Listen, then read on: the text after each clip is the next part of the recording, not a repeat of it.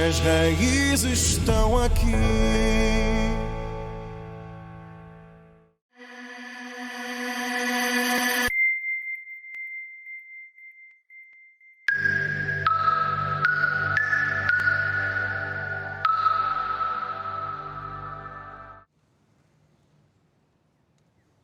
Boa tarde, bem-vindos à Quinta Vilha Passos, este lugar icónico aqui no centro da cidade do Funchal. Nós vamos hoje falar sobre a defesa da floresta laurisilva e não só, porque a floresta da Madeira é mais do que a laurisilva, embora o coração, digamos assim, da nossa floresta seja precisamente essa floresta que tem 20 milhões de anos e que representa 20% da ilha da Madeira. É património da humanidade desde 1999 e é um verdadeiro tesouro natural. Os madeirenses reconhecem o valor inestimável da nossa floresta, porque se há um assunto que mobiliza este povo, é a proteção da natureza do arquipélago. O fórum de hoje é dedicado, como disse, à defesa da floresta, da nossa floresta, da laurisilva e de toda a outra floresta que existe cá na ilha. Perceber o que tem sido feito, os ajustes que são precisos dar e os desafios que se colocam hoje será um dos assuntos para este encontro, que conta com Eduardo Jesus, secretário regional do Turismo, Ambiente e Cultura, Manuel Filipe, presidente do Instituto de Florestas e Conservação da Natureza, Paulo Freitas, diretor de Serviços de Gestão Florestal. Neste momento, a Madeira vive a revisão do Plano Regional de Ordenamento Florestal, um plano que foi criado em 2015 e que agora está a ser revisto. Senhor secretário regional, porquê é que neste momento é importante rever este plano? Muito obrigado por esta oportunidade, obrigado por terem vindo até aqui à Vilha Passos para falarmos de um tema que é tão importante para todos nós.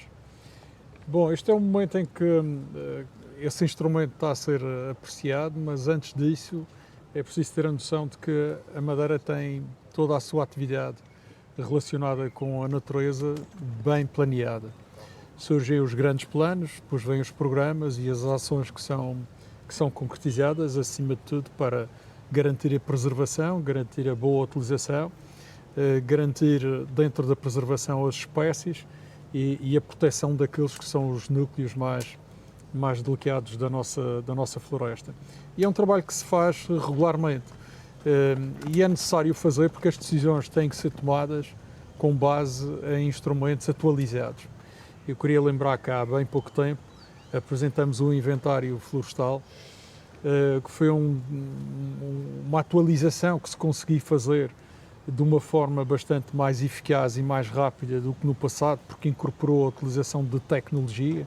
Hoje fazemos o reconhecimento do terreno muito com o recurso aos drones e a outra tecnologia disponível, e isso permite-nos conhecer de uma forma permanente e mais pormenorizada o que é a nossa realidade.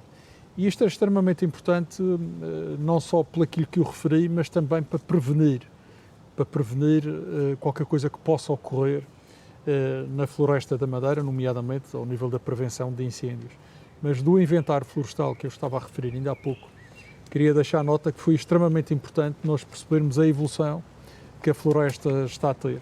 E um dos aspectos mais relevantes desse inventário foi constatar que há um aumento da área da laurisilva.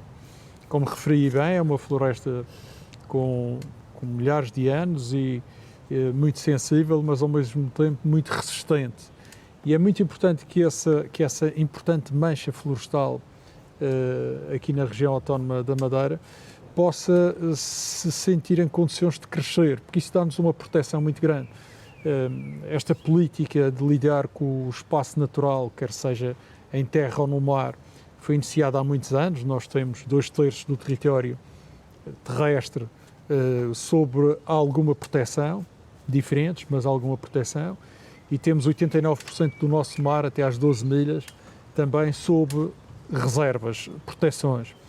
E isto já demonstra e qualifica bem a Madeira e posiciona bem a Madeira em relação a qualquer outra região do mundo. Há aqui uma consciência clara da necessidade de agir sobre o território, há uma consciência clara que essa ação impõe este planeamento, como se referi agora, e há uma necessidade absoluta de ir acompanhando, e daí a todo o momento surgirem atualizações de estudos que vão depois verter nos programas principais que nos vão depois orientar durante um período de tempo maior. Manuel Filipe, esta questão do plano de ordenamento florestal, tecnicamente, o que é que está a ser trabalhado? Bom, é preciso recuarmos um bocadinho e a 2015 e vermos de facto a abrangência deste plano. É um plano que surge, primeiro, plano de ordenamento florestal da região autónoma da Madeira, e pensou-se este plano há 25 anos. Um período temporal relativamente grande, porque de facto na floresta não se consegue alterar, enfim, a estrutura da floresta de um dia para o outro, mas é verdade que nestes 25 anos muita da realidade também altera. E portanto as metas, os objetivos, alguns dos objetivos que lá estão explanados no Plano Regional de Ordenamento Florestal, obviamente têm que ser revistos para atualizar também aquilo que são as alterações que neste período de 10 anos existem. Portanto, esse plano está a ser olhado, está a ser discutido também relativamente a todos estes indicadores, a todas estas matérias, e depois obviamente irá ser revisto, reajustando algumas destas questões mais técnicas, mas sempre mantendo a sua linha mestra, e volto a dizer, é de facto um documento fundamental porque baliza e o pensamento da floresta, da gestão da floresta, daquilo que é o caminho que a região autónoma da Madeira quer para a floresta há 25 anos e, portanto, traça esse caminho. Posso aqui também referir que tem sido, de facto, feita uma aposta naquilo que é, de facto, autóctone, já que se falou da floresta laurisilva, portanto, é fundamental para a Madeira, mas a nível, por exemplo, dos viveiros florestais, daquilo que é a produção de plantas por parte do Instituto, temos feito uma aposta nessa produção de plantas, portanto, nas plantas autóctones, para podermos florestar com essas plantas e promover ainda mais o aumento da floresta natural. E, portanto, isto só para dar um exemplo, todo este encadeamento de ações permite um caminho. Portanto, neste caso, claramente o caminho é da floresta autóctone, da floresta Eu sei que existem 5 viveiros que dão um importante contributo para esse trabalho. Paulo Freitas, ainda na questão do plano, na questão do ordenamento, já é possível chegar a algumas conclusões ou ainda é muito cedo? O trabalho ainda está a ser feito? Nesta fase ainda é um pouco prematuro, se calhar tirarmos grandes conclusões, porque aquilo que se fez foi esperar a conclusão do inventário, que é a fotografia do estado atual da floresta. Daqui até percebemos, por exemplo, que em 10 anos que a nossa floresta, ou que a área florestal cresceu cerca de 9%, que ocupa 48% do nosso território, que a floresta natural evolui 6%, e portanto é com base nestas dinâmicas que temos que agora aferir e ajustar eventualmente aquilo que tiver que ser ajustado. Eventualmente começa-se já a pensar que, por exemplo, se calhar poderá fazer sentido um 6º viveiro. Fizemos outras coisas que estamos a acompanhar a técnica, que foi introduzir estufas inteligentes para melhorar e controlar os processos de produção, de forma a poder ajustar cada vez mais aquilo que são as necessidades que estão vertidas, quer no plano original, quer naquilo que venha a decorrer, e depois, claro, com as alterações climáticas que são perceptíveis por todos nós, é natural que aquilo que foi previsto no passado tenha que ser agora ajustado, até tendo em conta aquilo que serão os desafios que são expectáveis nesta perspectiva da evolução e destas situações cada vez mais extremas que nos vão acontecer, porque temos que estar preparados, quer para a reconversão de áreas florestais, quer para aquelas que resultam inevitavelmente de catástrofes que possam acontecer. Sr. Secretário, nós estamos a viver agora um momento particularmente sensível. Ainda ontem foi ativado, subiu o nível de vigilância sobre as nossas florestas por causa do tempo quente que se aproxima. o trabalho de limpeza das florestas é fundamental para o sucesso, embora existam sempre imponderáveis, situações completamente imprevisíveis que depois desencadeiam, às vezes, problemas seríssimos. Mas como é que está este trabalho, da avaliação política que faz, digamos assim, do trabalho que se fez até agora na limpeza da nossa floresta? Bom, isso é um trabalho que se começou e que nunca mais acaba, mas que requer investimento, requer persistência, requer meios, e é isso que o IFCN tem vindo a fazer.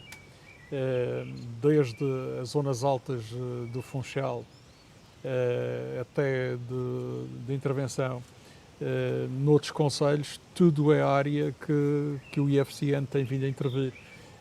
A faixa corta-fogo aqui no Caminho dos Pretos é uma área que requer muita intervenção, são hectares e hectares que são limpos todos os anos, muitas dessas áreas são reflorestadas, são ali plantadas espécies que entendemos que são mais resistentes à propagação do fogo e adequadas àquele território. Temos feito outras experiências, nomeadamente com a vedação de terrenos e a colocação de ovelhas, que vão fazendo no seu dia-a-dia também esse trabalho de uma forma natural. Mas fizemos um investimento muito maior, que tem desde a recuperação das torres de vigia, a própria recuperação dos postos da Polícia Florestal, o investimento que foi feito em equipamento móvel e equipamento de tecnologia para detecção e para observação. Tem sido um conjunto muito alargado que tem merecido investimento por parte do IFCN.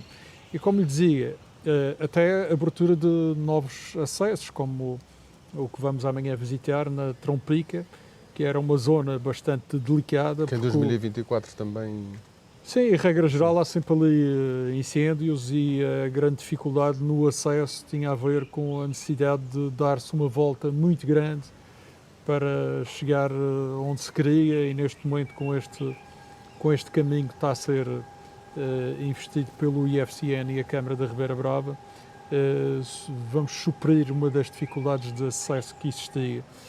Mas estes são todos trabalhos que estão a ser feitos, os chapadores estão permanentemente no terreno, consoante a altura do ano existem intervenções diferentes, também as infestantes reagem em alturas diferentes do ano com força diferente, e é preciso acautelar. Temos feito várias experiências na plantação de outras espécies, até para dar outro uso aos terrenos, nomeadamente com a plantação de café e plantação de abacate. São tudo formas de retirar as espécies que são altamente combustíveis e que são, regra geral, invasoras, e dar outra função ao terreno. E dando outra função ao terreno, consegue-se preservar essas áreas e evitar que as invasoras regressem. Portanto, eu diria que é daqueles trabalhos que nunca vai acabar. Faz parte da rotina do dia-a-dia do IFCN, das suas equipas. Recorremos imenso à contratação para poder acelerar todo esse processo. Ainda há dias fizemos uma intervenção muito grande no Caminho Engenheiro Rocha da Silva, aqui nas zonas altas da Alegria. Temos um Montado da Esperança, onde temos um grupo de voluntários que colabora connosco e que tem regularmente presença ali na limpeza daquela área. Portanto, além disso, áreas que fizemos intervenção agora há bem pouco tempo no Paul, por força dos meios do IFCN, mas em simultâneo uma grande área que tinha sido reflorestada no âmbito da represa que foi ali criada pela empresa de eletricidade, também foi intervencionada pela própria empresa, e são largos hectares que ficaram preparados. Portanto, isto é um trabalho que se vai fazendo com responsabilidade, mas que envolve os municípios, envolve os particulares, que são também chamados por força da lei à limpeza dos seus terrenos, envolve as equipas do IFCN, os meios do IFCN contratando empresas para fazer. Portanto, é um trabalho de uma magnitude bastante grande. Há pouco tempo, o Sr. Ministro da Administração Interna preparava os portugueses que este ia ser um verão difícil no continente. Aqui na Madeira, o que é que perspectiva que venha a acontecer? Bom, nós nunca podemos perspectivar, porque o ano passado não foi por nossa obra que tivemos um melhor ano em termos de incêndio, foi porque o clima assim permitiu. Portanto, é sempre uma roleta russa, é sempre uma dificuldade para ver. Agora, o que nós sabemos é que é cada vez mais necessário prevenir, fazer este trabalho de prevenção e dispor de meios para um ataque imediato.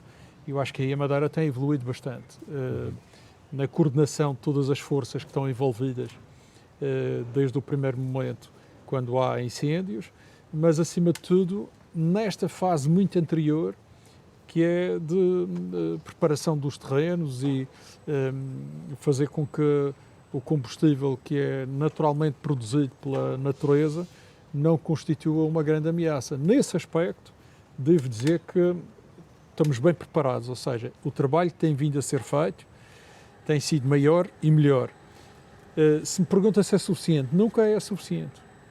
Nunca será suficiente porque, apesar de nós sermos uma pequena região, o território é imenso e a natureza reage com muita velocidade. Quando estamos a terminar uma área, temos que começar na mesma área e isto é um trabalho contínuo. Agora, tem que haver esta consciência, tem que haver esta capacidade de investimento, tem que haver esta intervenção e tem que haver, acima de tudo, um envolvimento de toda a população e temos bons exemplos. Ali na zona do Corral dos Romeiros temos boas experiências feitas mesmo com o envolvimento da população, agora mesmo junto ao Hospital dos Marmeleiros também é uma área que foi toda ela intervencionada. Portanto, eu acho que cada vez mais, e conforme referi no início, esta questão da floresta, a questão da prevenção dos incêndios, o risco do incêndio, está a entrar no dia-a-dia das pessoas. E há comportamentos que têm que ser adotados. Nós temos campanhas que estão que são sempre difundidas por canais digitais ou mesmo através da televisão. Este ano teremos outra vez essa campanha no ar. É uma forma de estar sempre a alertar e neste âmbito da consciencialização. Isto é uma responsabilidade que muitas vezes olha-se para o Governo como o único agente, mas não é o Governo o único agente. Isto começa em cada um de nós individualmente e é uma responsabilidade que é transversal a toda a população. Muito bem. A ideia de que todos nós somos um agente de proteção civil também aqui Sim, é verdade. se encaixa. Manuel Filipe, o Instituto, é verdade que toda a gente tem a sua responsabilidade, mas o Instituto ainda tem um bocadinho mais responsabilidade porque é uma instituição bastante importante, digamos assim, nesta questão das limpezas, na questão da vigilância, na questão da prevenção dos incêndios. O Sr. Secretário estava a enfatizar esse trabalho que todo tem sido feito. O que é que nos pode dizer mais para que as pessoas saibam exatamente o que é que podem contar nos próximos tempos? Bom, eu diria que este é um trabalho feito a todo o ano, mesmo quando não há calor, no inverno, esse trabalho de prevenção está no terreno e é contínuo. Eu diria que o Instituto trabalha em três áreas, todas elas para o mesmo objetivo.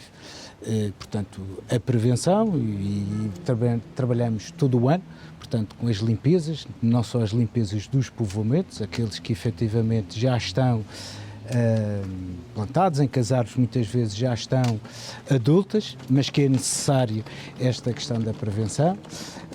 Também a prevenção de limpeza de áreas recentemente arborizadas e mesmo aquelas áreas que se considera fundamental na questão de prevenção de incêndios, zonas consideradas tampão, e também a questão da prevenção muito importante na limpeza dos caminhos florestais. Portanto, a esse nível o Instituto limpa por ano cerca de 200 km de caminhos florestais, quer com meios próprios, quer também contratando empresas especializadas para o efeito, que são fundamentais, quer na passagem, portanto, para a vigilância, como também na passagem para a prevenção. Portanto, este é o nosso trabalho essencialmente de prevenção, com todos os meios, com os sapadores, que aqui falamos, com equipamentos mecânicos cada vez mais, é o nosso trabalho de prevenção.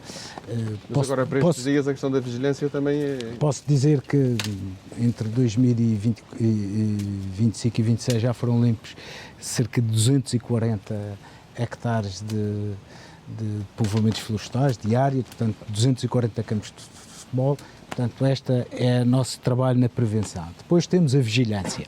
Obviamente, quando chega a esta altura, temos a vigilância, quer...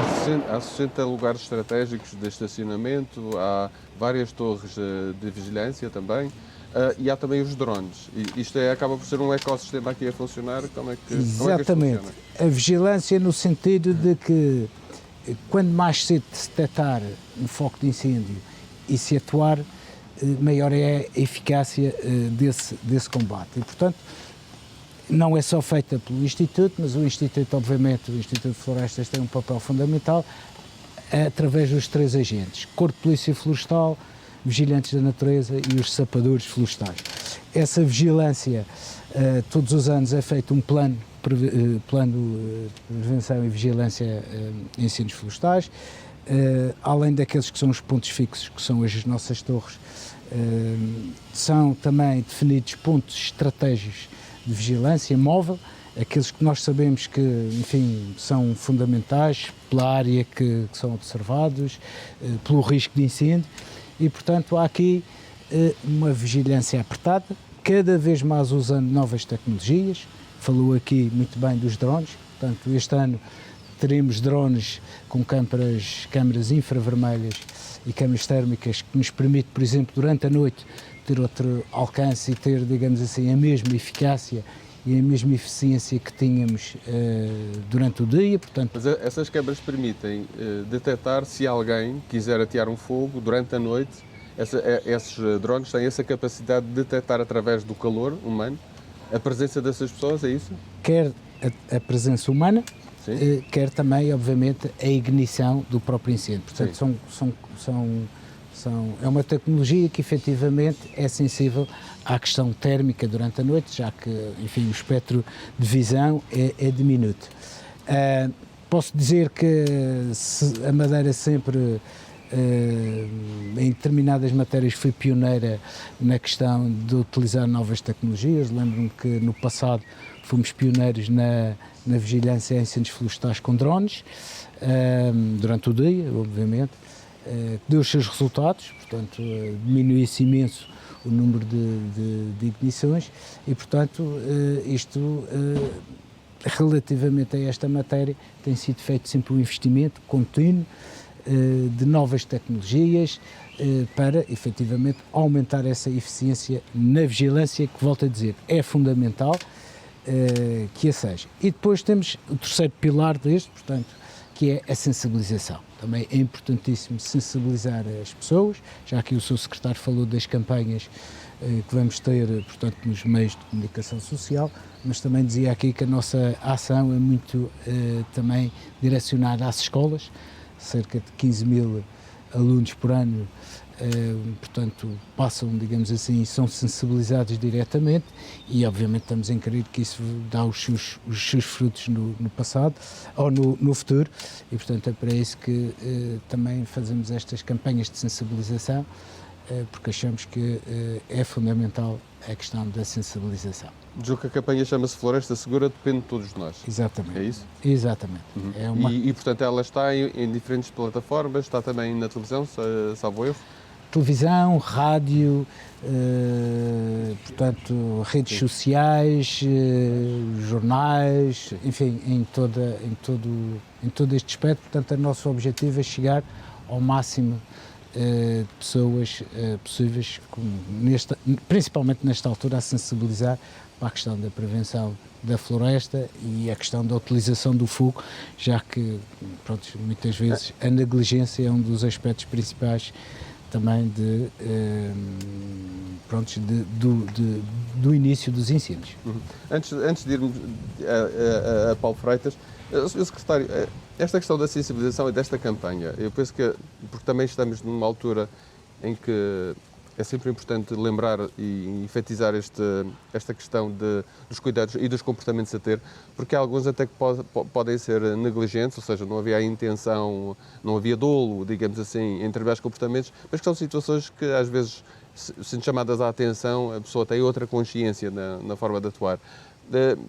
É importante que todos percebam isso, Secretário?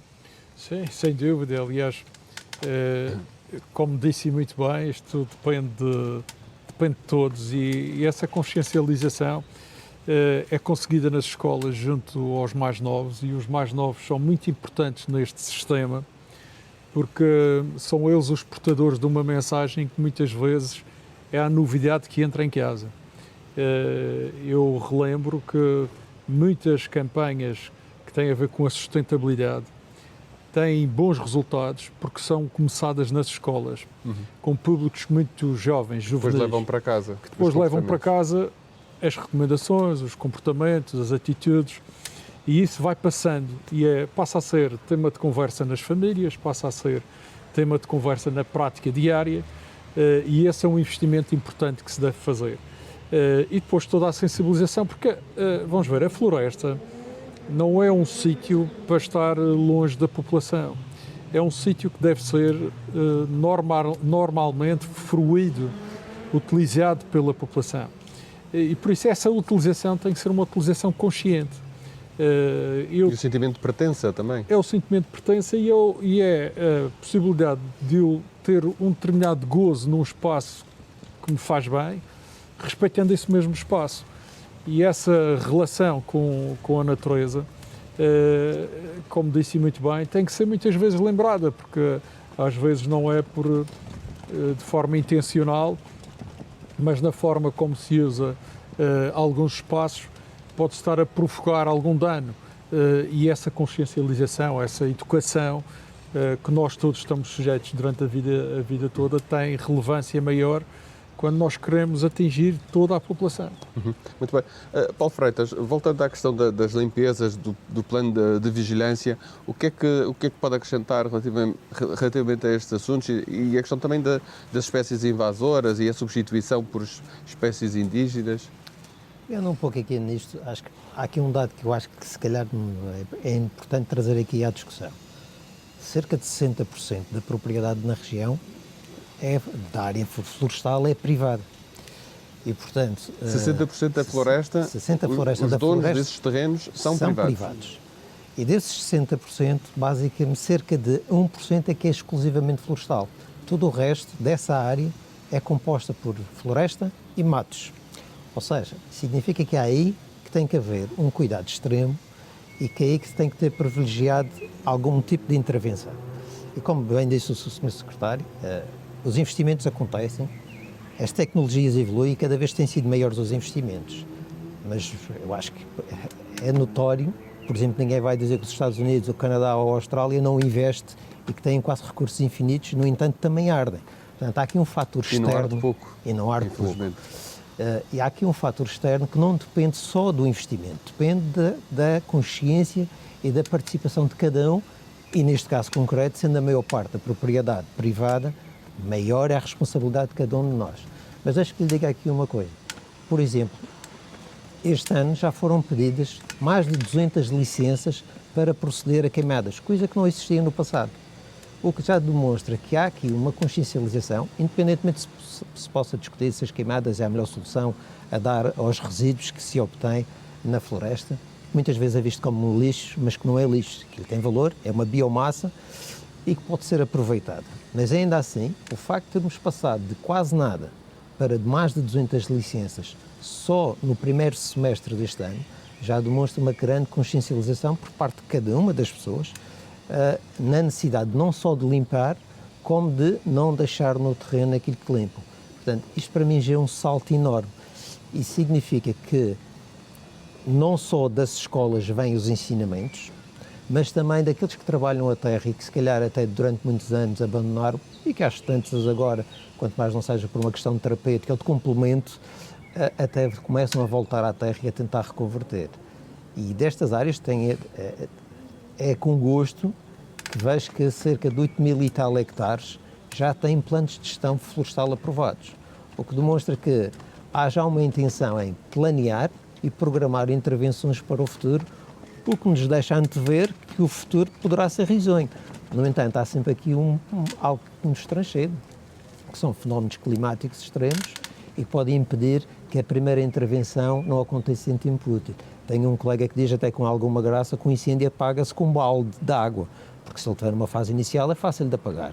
Portanto, aqui a primeira intervenção, daí os locais estratégicos de estacionamento são determinantes para rapidamente detectarmos. Quanto mais cedo detectarmos, mais cedo podemos intervir, e quanto mais cedo for a intervenção, mais sucesso poderemos ter.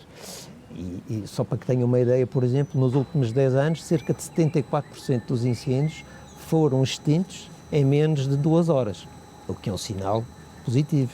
Há dias fui contactado por uma senhora que viu uma queimada autorizada e disparou logo para todos os lados porque tinha receio que aquilo fosse um incêndio. Portanto, esta consciencialização já existe não só pelos que pedem a licença, como por outros que não têm poder da licença, mas estão dispersos para esta necessidade e para esta realidade de rapidamente darem o alerta. Sr. Secretário, isto de nós termos, da nossa floresta ser, 60% dessa floresta estar nas mãos dos privados, isto é um desafio, é uma realidade que existe, não podemos fazer absolutamente nada em relação a isso, mas é um desafio, tem sido fácil gerir esta situação? Sim, aqui, primeiro, antes disso, eu queria dizer que no que diz respeito, que é o que está associado a esta temática, à prevenção dos incêndios, tem havido uma coordenação assumida pelo nosso Presidente, com reuniões periódicas com todos nós, os vários membros do Governo que têm na sua tutela a intervenção no território e na proteção, com o IFCN, e isso tem gerado um acompanhamento muito particular e muito pormenorizado. E respondendo à sua pergunta, faço aqui a ponte. Por exemplo, existem terrenos privados no acesso ao Corral das Freiras, que estão nas margens de uma estrada que é regional e que depois de ter sido feito um edital e depois de dos proprietários terem sido convidados a limpar os seus terrenos e sabendo nós do perigo que constitui aquele combustível que ali existe, a própria Secretaria das Infraestruturas assumiu, por questões de segurança da estrada, a limpeza numa margem considerada entre 5 a 10 metros e está a fazer toda essa intervenção neste preciso momento. Isto para dizer que ao nível da prevenção está a Proteção Civil, está o IFCN, estão as estradas, estão vários organismos públicos. Na questão dos privados, os privados estão obrigados à limpeza dos seus terrenos. Agora, mas nós sabemos que nem toda a gente tem dinheiro para fazer essas limpezas, e há outras situações que as pessoas muitas vezes nem sequer sabem quem são os donos dos terrenos. São várias as situações. Sim. E que agora nós não podemos ficar indiferentes a essa incapacidade de resposta, e a razão já nos transcende. Se há alguma destas situações que referi, nós temos que ficar diferentes ao facto daquela intervenção ter que ser feita. A indiferença aqui não é desculpa. Nós sabemos que se ignorarmos uma intervenção ao nível da prevenção, porque o terreno é privado, nós não estamos livres de ter uma catástrofe. E então existem vários mecanismos, nomeadamente este exemplo que eu referi. Mas também, conforme já foi aqui dito por Paulo Santos, existem situações em que revela bem que a população está mais envolvida, tem mais consciência da necessidade dessa intervenção. Neste caso falou-se nas queimadas, mas as limpezas estão a ocorrer. Quando não ocorrem e nós detectamos que há um risco grande, acionamos também os mecanismos que estão previstos para minorar ou mitigar o risco daí possa vir. No processo, estávamos ainda há pouco a falar da questão dos viveiros, dos 5 viveiros. Ali o Sr. Diretor dos Serviços de Gestão Florestal estava a falar até na possibilidade de ser necessário criar mais um viveiro. Esta capacidade de 200 mil espécies de plantas que é possível produzir por ano, qual é o processo de transformação que ele está a produzir na nossa floresta? Bom, eu julgo que é grande, porque toda a intervenção que nós estamos a fazer tem como base a produção dos nossos viveiros. E são espécies que estão devidamente escolhidas e selecionadas para ter um determinado efeito na floresta e, acima de tudo, para fazer crescer a floresta que melhor resista a estas ameaças. Mas o Paulo também referia aqui um aspecto importante, não só os viveiros em si, mas também a tecnologia que se está a utilizar. No Portonês, na Santa do Portonês, temos um investimento feito aproveitando os fundos do PRR com estufas inteligentes. E isto é uma forma diferente de acompanhar essa produção de plantas que nós precisamos para o nosso território. E é diferente porque consegue outros resultados e isso vai nos permitir alcançar uma eficiência diferente em menos tempo. Agora, pode dar um exemplo de situações diferentes que aconteçam dentro dessa... Sim, a eficácia da produção é maior, ou seja, as espécies ou a quantidade rejeitada ou a quantidade que não tem sucesso é menor e além disso o acompanhamento da própria produção é feito de uma forma que tem melhor resultado. Sim. Mas do conjunto dos viveiros todos é muito importante ter a noção que sempre que há, numa fase em que o Manuel Filipe também já referi, no pós-incêndio, que é preciso reflorestar, é daí, desse estoque de plantas, que sai a capacidade de nós regenerarmos a floresta. E por isso, a vários níveis, essa produção é extraordinariamente importante. Na fase da prevenção, quando estamos a fazer todas as limpezas e a substituição do que ali está plantado, já recorremos na fase da reflorestação e, portanto, acima de tudo é fazer com que as espécies que mais nos interessam e principalmente aquelas que resistem mais ao fogo possam existir em quantidade para nós continuarmos este trabalho. E esse processo de plantação dessas espécies nas zonas ardidas, esse processo de reflorestação, quais são os resultados que ele já apresenta hoje? São visíveis, porque há todo um trabalho, uma sequência da catástrofe que é feito, de limpeza e preparação e da plantação, e depois há um acompanhamento, porque é importante que não seja só plantar. Regra geral, aqui no IFCN temos a perfeita noção que o mais difícil não é a fase de plantar, é de manter.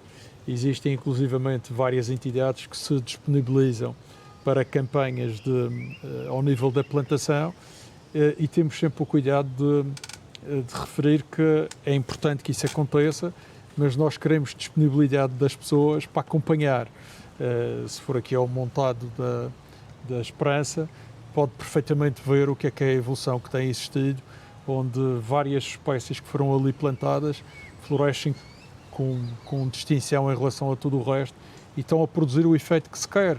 Portanto, ali era uma zona densificada de eucalipto e de acácias e onde hoje encontramos muitas e boas espécies que saíram dos nossos viveiros e que já têm algum porte e têm alguma dimensão, que têm merecido esse acompanhamento. Claro que eu não sou técnico dessa matéria, mas tenho a perfeita noção que na fase inicial é quando se requer mais acompanhamento. E é esse o esforço que também tem sido feito da parte do IFCN. Manuel Filipe, o que é que nos pode dizer relativamente à área que, entretanto, já foi reflorestada, todo esse trabalho que tem sido feito? Como disse o Sr. Secretário, é um trabalho contínuo.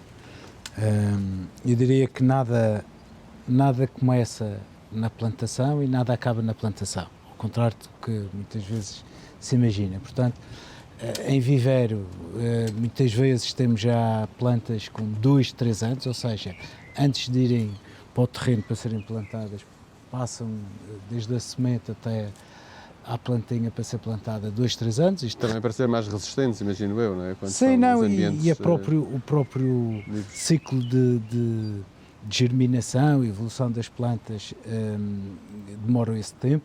Também aqui é importante dizer que, ao contrário de outras espécies, enfim, como os castanheiros ou os pinheiros, que se pode encontrar no mercado, diria eu, mundial, estas espécies que estamos a falar, autóctones, o loureiro, o tilo, o vinhático, enfim, cerca de 60 e muitas plantas, espécies que produzimos nos viveiros, não se pode encontrar em mais parte nenhuma do mundo. Ou de facto o IFCN produz, ou então não existe. E portanto estas plantas adquirem ainda maior valor e portanto é todo o interesse que quando também vão para o terreno, elas sigam com as melhores condições.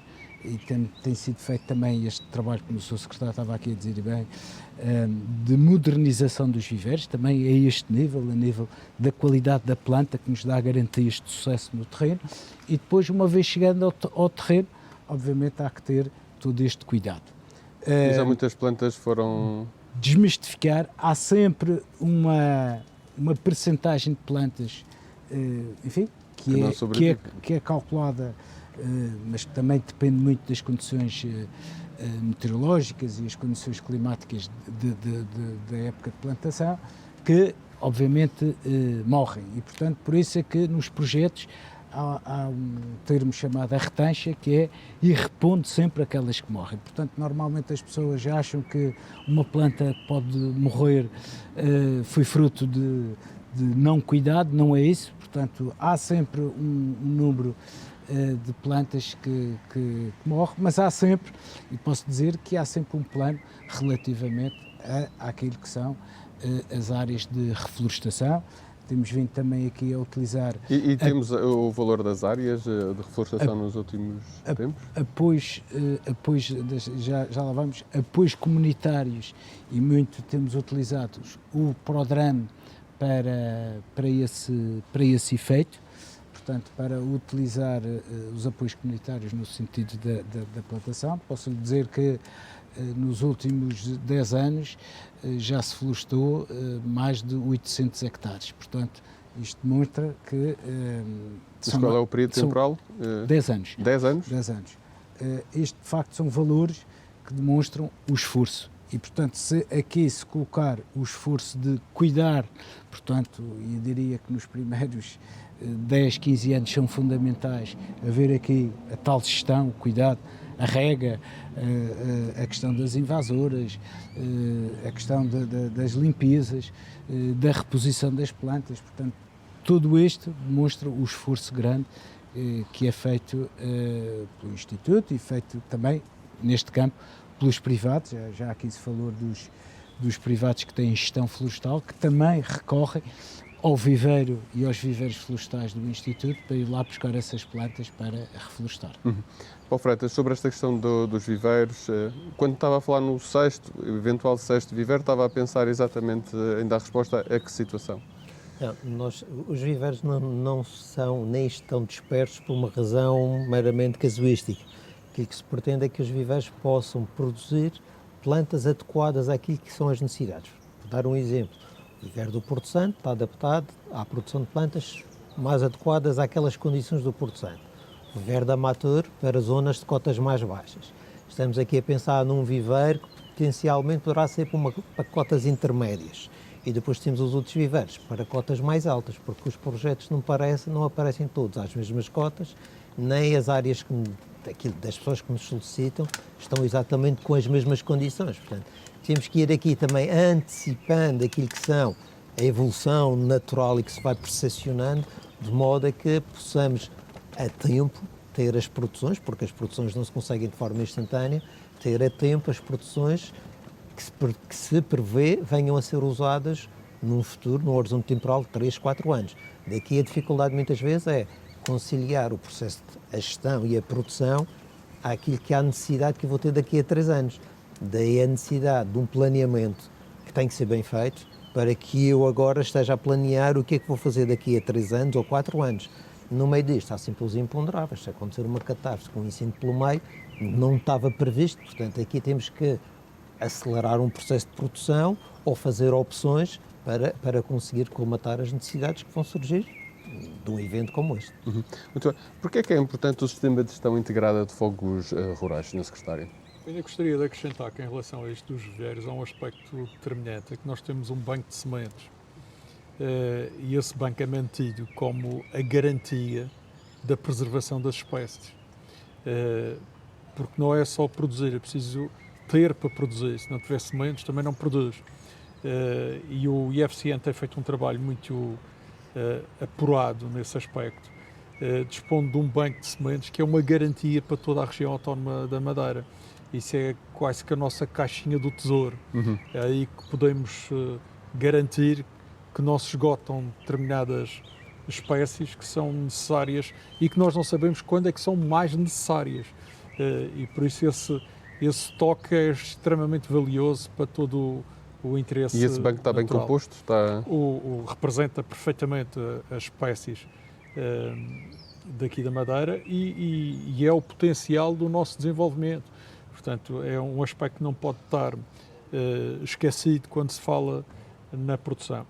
O sistema de gestão integrado é, sem dúvida alguma, um passo bastante grande que a Madeira deu recentemente ao criar esse diploma regional e é, ao fim e ao cabo, uma ligação que se faz entre todos os intervenientes para poder agir no que diz respeito aos fogos rurais.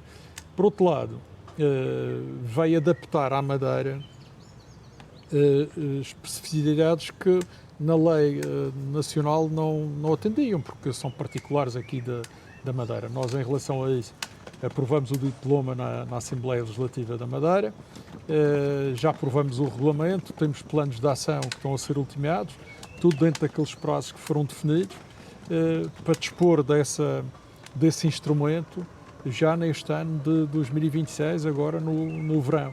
Portanto, foi um passo em frente importante que se deu, foi uma reorganização também legislativa que se procurou fazer, mas acima de tudo dotar a Madeira de um fio condutor que, sabe, nestas matérias todo o esforço é pouco e toda a coordenação é bem-vinda.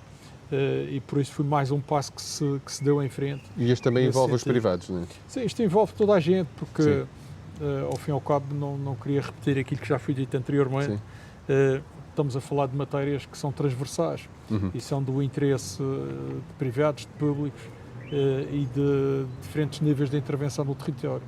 Nós também estamos a assistir a uma série de atividades lúdico-turísticas na natureza e também temos vindo a assistir a região a ajustar-se a essas novas realidades que têm aparecido, criando taxas para controlo de presenças, criando slots, criando até estruturas físicas para disciplinar, digamos assim, as passagens. Estamos no meio do processo, mas está a correr bem do seu ponto de vista? Eu acho que está a correr muito bem. Está a correr muito bem porque houve, primeiro, liderança no processo, houve capacidade de decisão e houve capacidade de implementação das medidas. E tudo isto foi feito com um grande diálogo com o sector. Eu recordo que assim que tivemos o estudo da capacidade de carga, que foi realizado pela Universidade da Madeira em colaboração com o IFCN, promovemos um conjunto alargado de reuniões com os operadores económicos que trabalham o espaço natural e com eles fomos dirimindo pontos de vista diferentes que se tornaram bastante funcionais na solução que encontramos e criando regras, porque é importante ter regras, porque se nós sabíamos que podíamos ter muita gente no mesmo sítio ao mesmo tempo, queria dizer, não podemos ficar indiferentes a isso, porque isso marca uma presença e essa presença tem um efeito no terreno, um efeito no território e que nós temos meios para dirimir, para neutralizar. Então temos que ir o passo à frente. O passo à frente foi pegar na carga e dividir ao longo do dia. Criamos os slots. A gestão dos slots está a ser feita através da plataforma Simplifica e hoje as pessoas estão perfeitamente sensibilizadas e é uma mensagem que tem passado muito para fora. São cada vez mais as pessoas que aterram na Madeira, já com as suas reservas feitas, para poder caminhar nos percursos que requer o registro na plataforma. Mas essa organização acaba por jogar a favor da imagem da Madeira, do seu ponto de vista? Sim, sem dúvida alguma. Apesar de no início ter havido alguma resistência, acha que agora as pessoas já conseguem compreender, digamos, o que está desenhado? Vamos ver. Eu não senti resistência. As novidades trazem sempre alguma admiração inicial. Houve um aspecto que foi foi tornado muito popular e que nós agimos e que encontramos solução para ele, porque não havia nenhum problema associado a essa mesma questão que foi levantada, mas de resto é uma matéria bastante apreciada, porque repare, é preciso que a Madeira tenha a capacidade de oferecer boas experiências, mas é preciso que as pessoas que vêm cá experienciar o território levem daqui a melhor sensação. Sim, corresponde à expectativa que traziam. Nós Pelo gostamos menos, sempre né? que se supere a expectativa. Sim, sim. E a verdade é que isto tem sido bem entendido. Aliás, esta prática, não necessariamente o modelo que nós temos cá, mas está a funcionar em diferentes territórios. Nós, quando começamos a estudar para implementar esta medida, as pessoas da equipa que estiveram envolvidas percorreram tudo o que existia em Espanha, Itália, em França, na Suíça, na Noruega, na Austrália, na Nova Zelândia, no Canadá, nos Estados Unidos. Todos esses modelos foram apreciados e de cada um deles tirou-se a melhor prática adequada à nossa realidade. Nós não podemos, por isso, simplesmente estar a importar um modelo sem ter em conta o sítio onde estamos a atuar. E isto é o princípio de um processo grande que está a ser cumprido. E pode ter novas evoluções, novas Sim, situações pode, no futuro? olha, nós Alguma coisa que esteja a pensar neste estamos momento? neste momento a lançar um procedimento para o IFCN dispor de uma aplicação móvel que facilite também essa mesma reserva sem a dependência exclusiva do Simplifica. E esse procedimento é uma aplicação móvel e toda a reformulação do website do IFCN. Mais uma forma de permitir que as pessoas acedam a esta informação e que rapidamente percebam o que é que está a acontecer.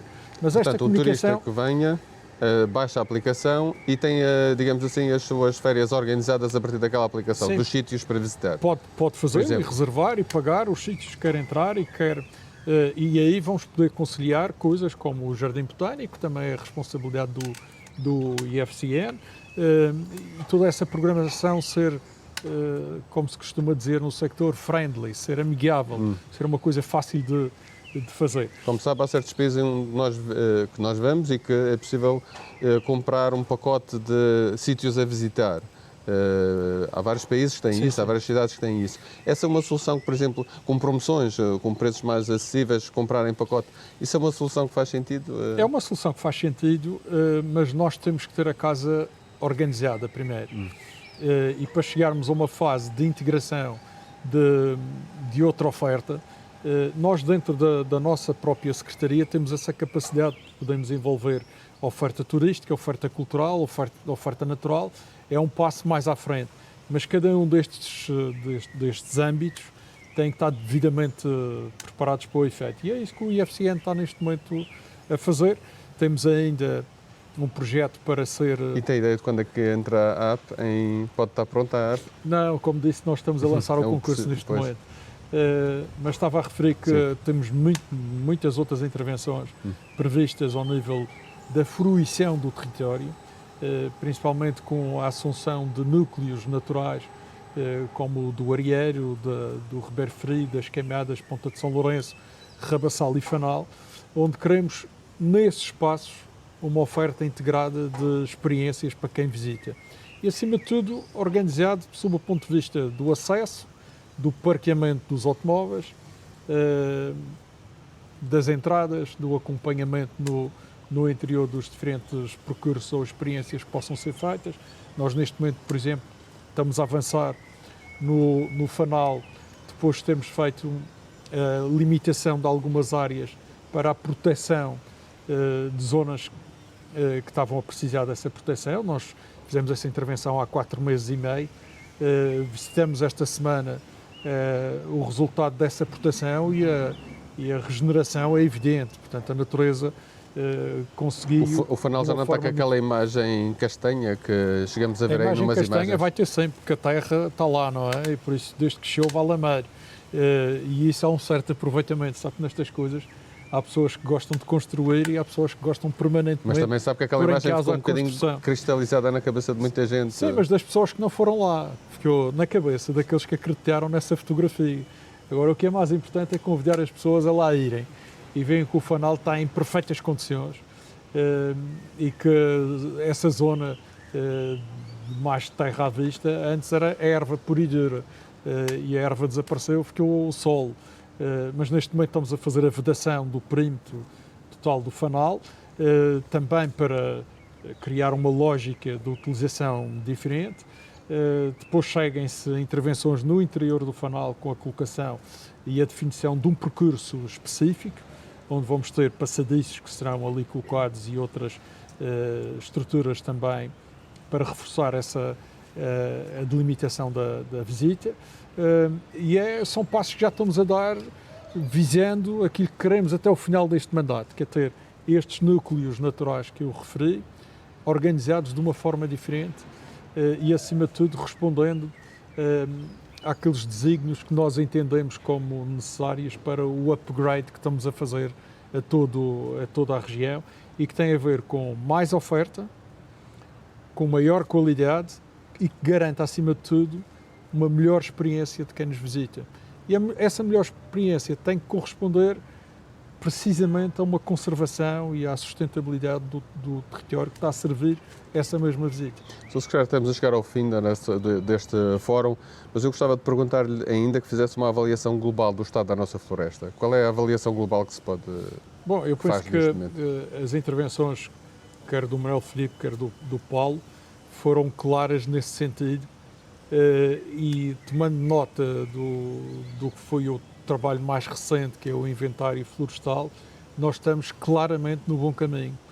Agora, existem desafios muito grandes que são impostos à região, como a qualquer outro espaço pelo mundo fora, tem a ver com as alterações climáticas, são ameaças muito fortes, porque estamos a viver em extremos muito acentuados, e esses extremos fazem combinações que para nós são terríveis, nomeadamente quando estamos a viver períodos mais secos, sem umidade, ou com umidade muito baixa, com temperaturas altas e com vento.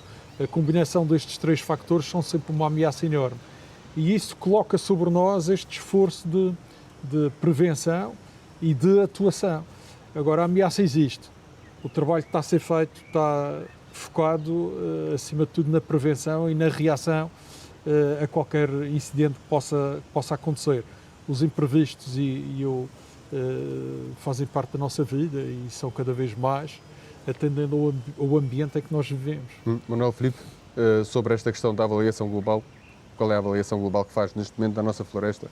Não, eu acho que, obviamente, o que o Sr. Secretário disse tudo, portanto, mas acho que, olhando o inventário, é importante referir ali fatores que também já aqui foram referidos. A Laurisilva tem uma tendência de aumento da área, portanto, de um inventário para o outro aumentou 6%.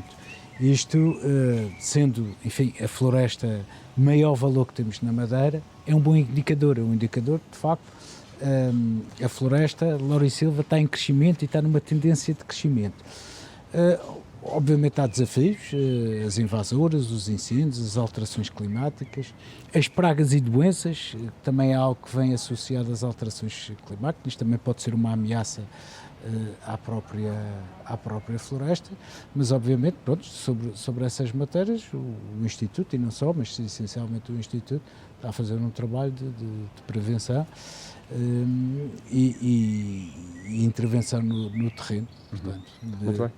Paulo Freitas?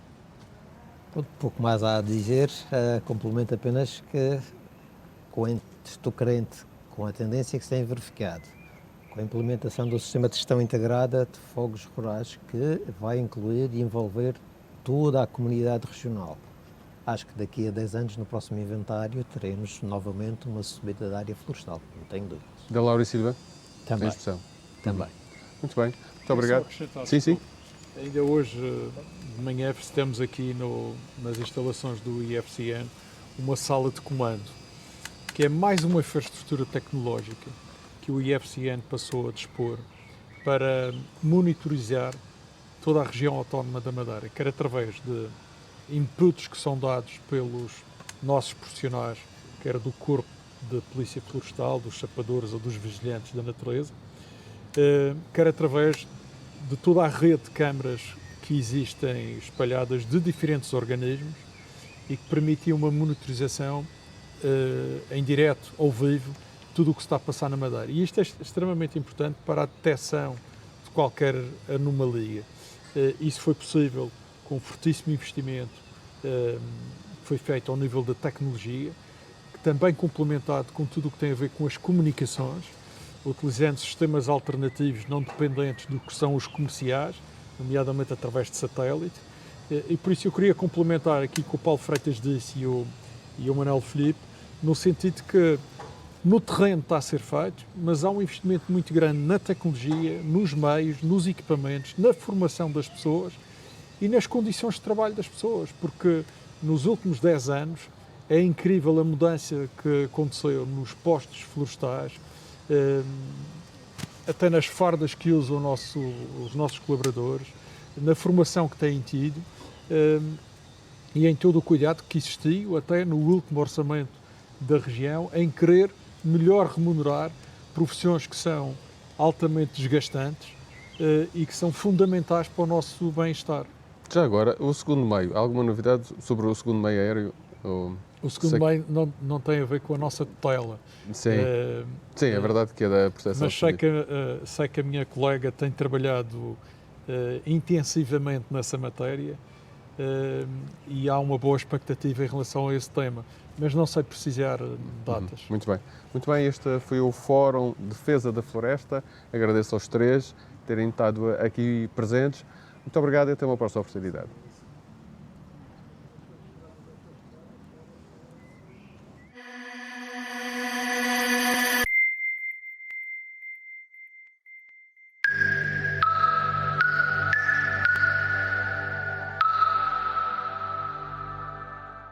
Minhas raízes estão aqui.